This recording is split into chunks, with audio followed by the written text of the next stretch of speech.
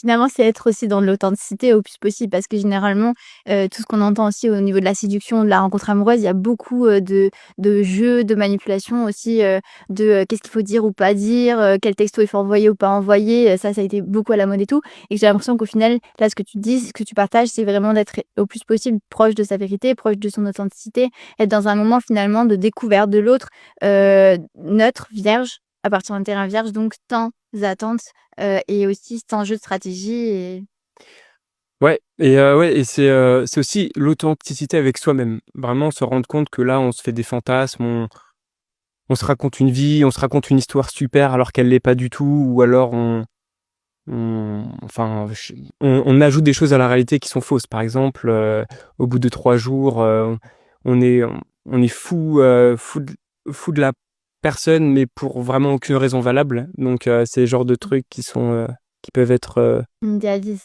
mmh? Je pense que quand tu veux vivre à tout prix par exemple l'amour, la rencontre, la bonne personne et cetera, tu vas très vite, idéaliser, la personne. Tu vas prendre deux trois signaux, deux trois trucs positifs et tu vas en faire, «OK, bah, c'est exactement ça que je veux vivre, c'est la bonne personne» et tout ça. Alors qu'au final, tu es encore en phase de découverte de l'autre et que du coup, parfois, il faut aussi revenir au ce côté rationnel et plus émotionnel dans la rencontre amoureuse.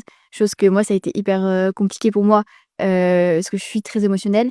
De revenir un peu à la rationalité, de se dire: «Attends, genre, il faut du temps pour connaître quelqu'un, il faut du temps pour voir aussi» parce que tu vois, tu parlais de ces signaux et tout ça. Je pense qu'il faut du temps pour pouvoir, déceler aussi certains signaux, tu vois? C'est pas juste à en un rencard, en une rencontre que tu sais si la personne, elle est toxique ou pas, enfin toxique, Mmh. elle a des comportements toxiques ou pas. C'est des choses qui vont se dévoiler aussi dans le temps et il faut Ouais. laisser le temps aussi au temps.